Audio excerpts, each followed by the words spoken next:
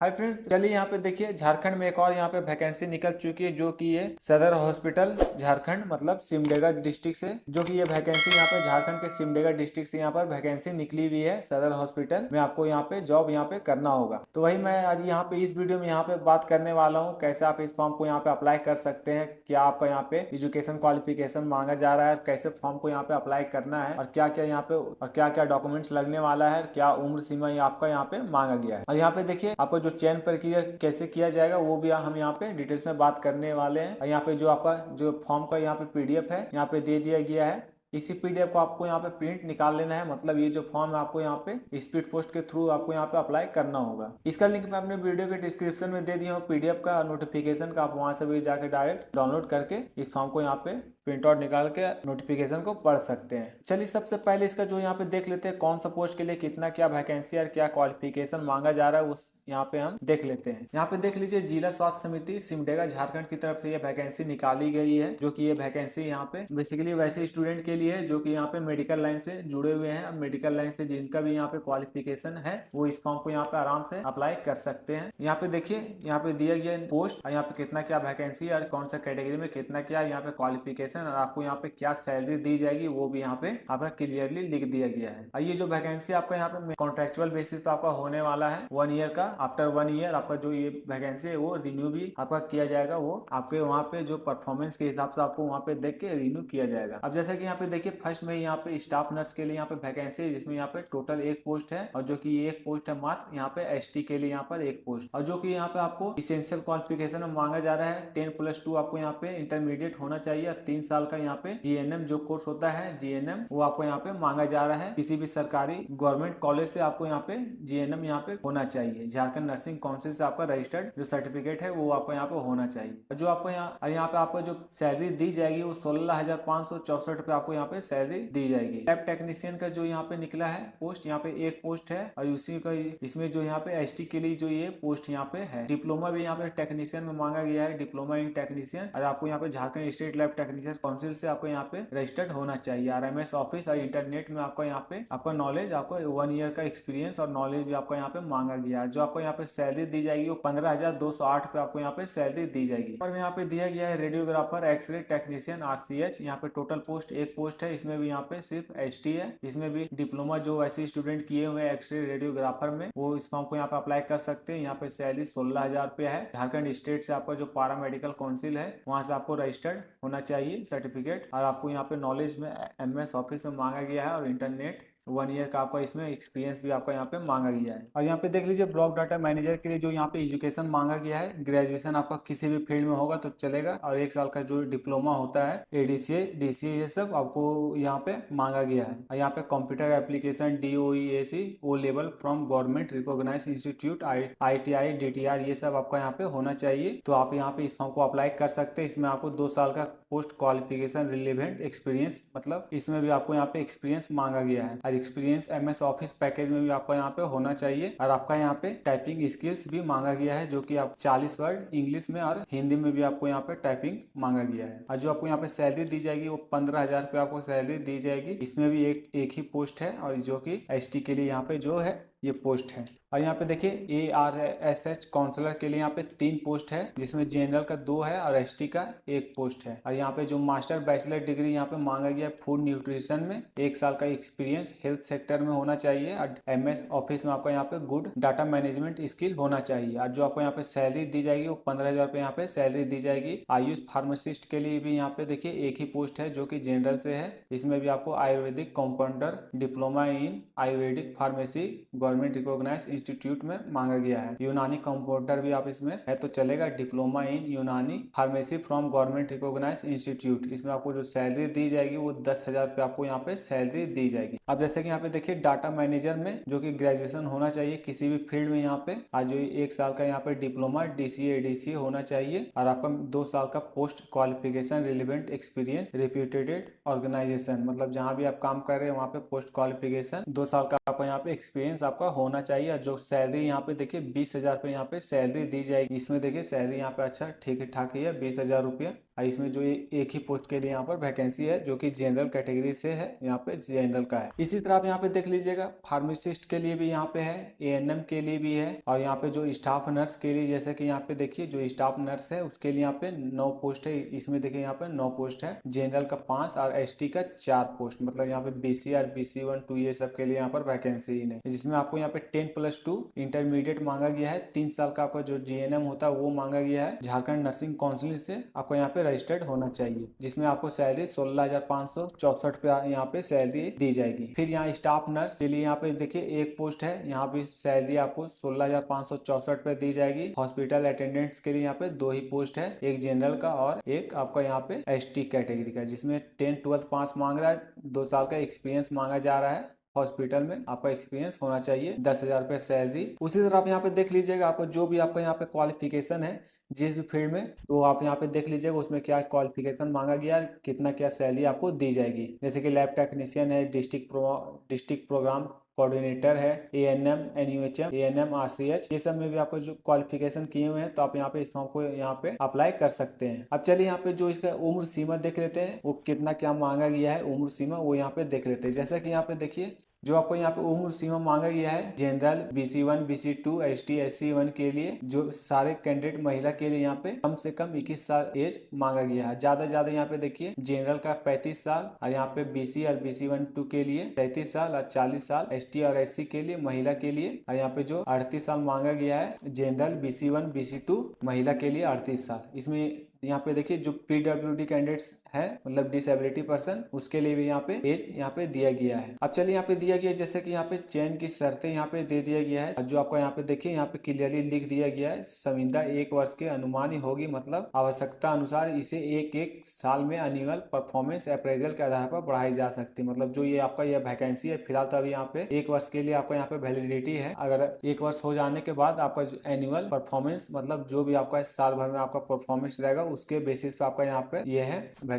Job आपका यहाँ पे बढ़ाई जा सकती है। और यहाँ पे है आप 1 से ज्यादा पद के लिए भी आप यहाँ पे इस फॉर्म को यहाँ पे अप्लाई कर सकते हैं। यहाँ पे लिख दिया गया है देखिए, 1 से अधिक पदों के लिए आवेदन हेतु आवेदक के अलग अलग आवेदन करना अनिवार्य होगा। मतलब अगर आपको 2 फॉर्म के लिए आवेदन करना है तो आप यहाँ पे 2 फॉर्म के लिए भी आप यहाँ पे आवेदन कर सकते हैं। और जैसे कि यहाँ पे देखिए दिया गया है चयन की प्रक्रिया, जैसे कि यहाँ पे है, जैसे कि सिलेक्शन क्राइटेरिया 10th का बोर्ड मार्क्स, 12th का इसेंशियल क्वालिफिकेशन पोस्ट वाइज, और यहाँ पे रिलेवेंट हायर डिग्री जो भी है, और interview, written test, total point 100, मतलब यहाँ पे देख लीजिए मार्क्स यहाँ पे दिया गया है। और जो आपका यहाँ पे जो मार्क्स है वो आपको यहाँ पे प्रो डाटा बेसिस के अनुसार पे आपका यहाँ पे मिलेगा। जैसे प्रो डाटा मतलब क्या हो जाता है, जैसे कि अगर आपका 60% मार्क्स है तो आपको यहाँ पे 6 पॉइंट्स दिया जाएगा। मतलब अगर जैसे कि 100 नंबर में अगर 60 नंबर है तो आपको यहाँ पे 6 मार्क्स आपको यहाँ पे दिया जाएगा। और अगर 60 से ऊपर है तो फिर जैसे 70 है तो 7 पॉइंट, 80% है तो 8 पॉइंट्स, ये से आपको करके दिया जाएगा। उसी तरह 12th में भी आपको यहाँ पे दिया जाएगा इसेंशियल क्वालिफिकेशन। ये जो इसेंशियल क्वालिफिकेशन है इसमें आपको 40 फुल पॉइंट्स है, जिसमें आपको यहाँ पे क्वालिफिकेशन के अनुसार आपको यहाँ पे मार्क्स दिया जाएगा, जो भी पोस्ट में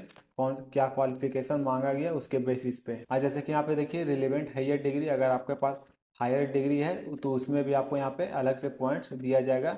60 मार्क्स में आपको यहाँ पे 15 पॉइंट्स दिया जाएगा, 60% में 15 पॉइंट, टोटल मिला के यहाँ जो पॉइंट्स हो रहा है वो 100 पॉइंट्स आपका यहाँ पे हो रहा है। तो यहाँ तो वैसे स्टूडेंट के लिए ठीक है, जो जिनका मार्क्स यहाँ पे ज्यादा है तो उसके लिए यहाँ पे ये फॉर्म यहाँ पे बहुत अच्छा है। और जो यहाँ पे देखिए उपरोक्त पदवार मार्किंग स्कीम के अनुसार अंक की गणना की जाएगी। मतलब जो आपका यहाँ पे सिलेक्शन होगा मार्किंग स्कीम के अनुसार आपका यहाँ पे सिलेक्शन किया जाएगा। यहाँ पे अभ्यर्थियों मतलब कैंडिडेट का आपका जो है लिखित परीक्षा भी होगा, स्किल टेस्ट भी होगा, और प्रांतक के आधार पर किया जाएगा। मतलब आपका यहाँ पे 3 स्टेज में आपका यहाँ पे जो है चयन की प्रक्रिया होने वाली, लिखित परीक्षा भी होगा, स्किल टेस्ट भी होगा, और सारे टोटल को मार्क्स को जोड़कर मार्किंग स्कीम के अनुसार आपका यहाँ पे सिलेक्शन हो। यहाँ पे देखिए दिए गए सारे जो उम्मीदवार है इस फॉर्म को यहाँ पे अप्लाई कीजिएगा, तो आपको स्पीड पोस्ट के द्वारा ही इस फॉर्म को यहाँ पे अप्लाई कीजिएगा, आवेदन भेजिएगा। ये नहीं कि आप किसी और तरह से फॉर्म को यहाँ पे भेज दिए, वैसा नहीं, आपको स्पीड पोस्ट ही बेसिकली यहाँ पे करना होगा। और यहाँ पे देखिए दिया गया है एक चीज यहाँ पे क्लियरली मेंशन कर दिया गया है, जो कि लागू स्थानीयता नीति पुनः अनुपालन किया जाएगा। मतलब जो भी यहाँ पे झारखंड के निवासी है उसको यहाँ पे स्थानीयता दी जाएगी, मतलब उसको यहाँ पे प्रेफरेंस दिया जाएगा। ये ना कि बाहर स्टेट से है तो उनको यहाँ पे प्रेफरेंस दिया जाएगा, जो झारखंड से है उसको यहाँ पे प्रेफरेंस दिया जाएगा। जैसे कि यहाँ पे दिया गया अंतिम रूप से तैयार की गई मेगा सूची सिविल सर्जन उपायुक्त के कार्यालय सिमडेगा जिला simdega.nic.in पर प्रकाशित की जाएगी। और जो भी आपका यहाँ पे नोटिफिकेशन कौन सा बच्चे का चयन हुआ है नहीं हुआ है कैंसिल हुआ वो सारा चीज आपको यहाँ पे simdega.nic.in के माध्यम से आपको यहाँ पे साइट में आपको अपलोड कर दी जाएगी। यहाँ पे देखिए आप जो आवेदन की प्रक्रिया वो कैसे करना है। उपरोक्त योग्यता सा अर्हता रखने वाले उम्मीदवारों से निम्नलिखित विहित प्राप्त में आवश्यक अंक प्राप्त एवं प्रमाण पत्रों की अभिप्रमाणित प्रति, मतलब ये सब ये जितना भी यहाँ पे डॉक्यूमेंट से दिया गया है सारा चीज़ का आपको यहाँ पे जीरोक्स कर लेना है, सारे में आपको साइन करके सेल्फ अटेस्टेड करके और पासपोर्ट साइज फोटो वो आपको अटैच करके, जो भी यहाँ पे फॉर्म अभी हम आगे फॉर्म बताएंगे उस फॉर्म में भर के उसी में अटैच करके आपको इन्वेलप में डाल के स्पीड पोस्ट करना है। जो कि आपको ये फॉर्म है 10/1/2026 को 5 बजे तक अपहरण जो है यहाँ पे आपको स्पीड पोस्ट कर देना है, मतलब वहां तक पहुंच जाना चाहिए। मतलब ये जो फॉर्म है यहाँ पे स्टार्ट हो चुका है, जो इसका लास्ट डेट है 10/1/2026, मतलब अभी से लेके हो गया ना आपका 20 दिन तक अभी आपको ये फॉर्म भरने का यहाँ पे टाइम है। तो 20 दिन में आप इस फॉर्म को यहाँ पे अप्लाई कर दीजिएगा। आइए देखिए यहाँ पे दिया गया किसी अन्य कार्यालय में आवेदन जमा अगर करते हैं तो आपका जो फॉर्म है यहाँ पे निरस्त और रद्द कर दिया जाएगा। अब चलिए यहाँ पे जो आपका यहाँ पे फी लगने वाला है, जैसा कि यहाँ पे फी देख लेते हैं। जैसा कि यहाँ पे फी है, मतलब जो जनरल कैटेगरी से बिलोंग करते हैं और BC1 BC2 से, उसके लिए यहाँ पे फी 400 रुपये का आपको यहाँ पे फी लगेगा और SC और ST से 200 रुपये आपका यहाँ पे फी लगेगा। और ये नहीं कि फी आपको कैसे जमा करना है वो यहाँ पे हम देखिए अभी बताते हैं आपको। फी आपको यहाँ पे डिमांड ड्राफ्ट बनता है DD, वो बैंक के द्वारा आपको यहाँ पे डिमांड ड्राफ्ट बनाया जाता है। आप किसी भी बैंक में जाइएगा तो आपको वहाँ पे डिमांड ड्राफ्ट बनवा लीजिएगा, जो कि आपको देखिए डिमांड ड्राफ्ट बनेगा district rural health society Simdega RCH, मतलब आपको वहाँ पे एक फॉर्म दिया जाएगा DD बनाने के लिए, वहाँ से मांगिएगा तो उसमें आपको यहाँ पे जो नेम रहेगा वो आपको देखिए यही नेम आपको यहाँ पे लिखना पड़ेगा, district rural health society Simdega RCH। आपको यहाँ पे इसी के नाम से आपका जो है वो पेमेंट आपका यहाँ पे डिमांड ड्राफ्ट में होगा। और जैसे ही आप बैंक में डिमांड ड्राफ्ट बना लीजिएगा तो उसमें आपको यहाँ पे DD आपको वहाँ से मिलेगा, मतलब डिमांड ड्राफ्ट आपका एक मिलेगा और वही डिमांड ड्राफ्ट को उसमें आपको अटैच करना है। अब जैसे कि यहाँ पे देखिए और यहाँ पे देखिए दिया गया है, जैसे कि यहाँ पे नीचे में 4 पॉइंट में सभी तरह से पूर्ण आवेदन बंद लिफाफे में निबंधित स्पीड डाक पोस्ट के माध्यम से पता देखिए यहाँ पे दिया गया है पता ऐसैनिक शल्य चिकित्सक सह मुख्य चिकित्सा पदाधिकारी सिमडेगा सदर अस्पताल परिसर पोस्ट जिला, मतलब ये जो है आपका ये पूरा एड्रेस है। आपको इन्वेलप के ऊपर यहाँ पे 2 में आपको यहाँ पे ये एड्रेस आपको लिख देना है। इसी एड्रेस पे जो है आपका यहाँ पे स्पीड पोस्ट कुरियर हो जाएगा। विज्ञापन संख्या भी लिखना है, पद कोड और पद नाम भी आपको यहाँ पे लिखना है। लिफाफे के ऊपर अच्छे बड़े अक्षर में आपको ये लिख देना पड़ेगा विज्ञापन संख्या जो है यहाँ पे पद कोड, मतलब कौन सा पद के लिए आप अप्लाई कर रहे हैं उसका कोड है ऊपर में वो आपको लिखना है, कौन सा पद के लिए आप यहाँ पे फॉर्म को अप्लाई कर रहे हैं। सो आपको ये सब लिख देना है इन्वेलप के ऊपर, आसानी से पढ़ा जा सकता। अब यहाँ पे देखिए जो है आपका यहाँ पे फॉर्म यहाँ पे दिया गया है, यहाँ पे देखिए पद का नाम लिख दीजिएगा,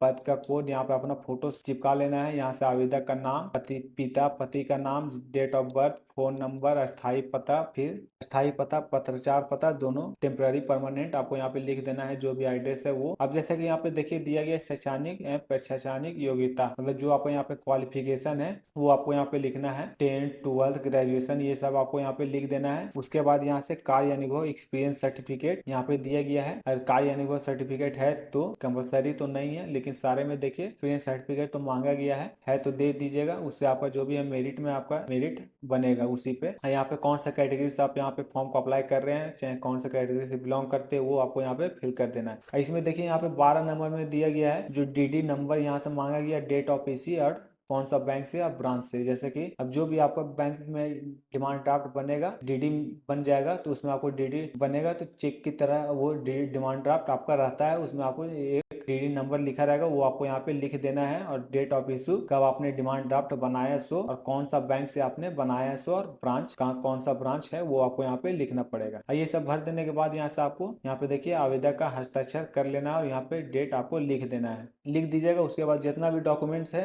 आपका क्वालिफिकेशन का, रेसिडेंशियल सर्टिफिकेट, कास्ट सर्टिफिकेट और ये एक्सपीरियंस सर्टिफिकेट और ये फॉर्म का PDF प्रिंट आउट निकाल के फिल करके सारा चीज आपको अटैच करके इन्वेलप में डाल के आपको इस एड्रेस पे आपको यहाँ पे कुरियर कर देना है। यहाँ पे जो इस एड्रेस दिया गया है इस एड्रेस पे आपको वहाँ पे कुरियर कर देना है, जो कि आपको 10/1/2026 तक वहाँ पे पहुँच जाना चाहिए। उसी एड्रेस पे ही, ये न कि आप कोई दूसरा और एड्रेस दे दिए दूसरा ऑफिस का, तो वहाँ पे चला जाएगा तो आपका फॉर्म है वो रिजेक्ट हो जाएगा। तो फिलहाल तो अभी यहाँ पे झारखंड में सारे डिस्ट्रिक्ट से करीब करीब ये फॉर्म ये निकल के आ ही रहा है। कुछ दिन पहले चतरा से भी निकला, साहेबगंज से भी यहाँ पे फॉर्म निकला हुआ था, फिर गढ़वा से भी निकला हुआ था, मतलब करीब करीब सारे डिस्ट्रिक्ट से निकल ही रहा है। तो ये तो अभी सिमडेगा से भी निकल चुका है। अब देखिए नेक्स्ट कहाँ से निकलता है। चलिए आज की वीडियो में यही बताना था। वीडियो में बने रहने के लिए थैंक यू।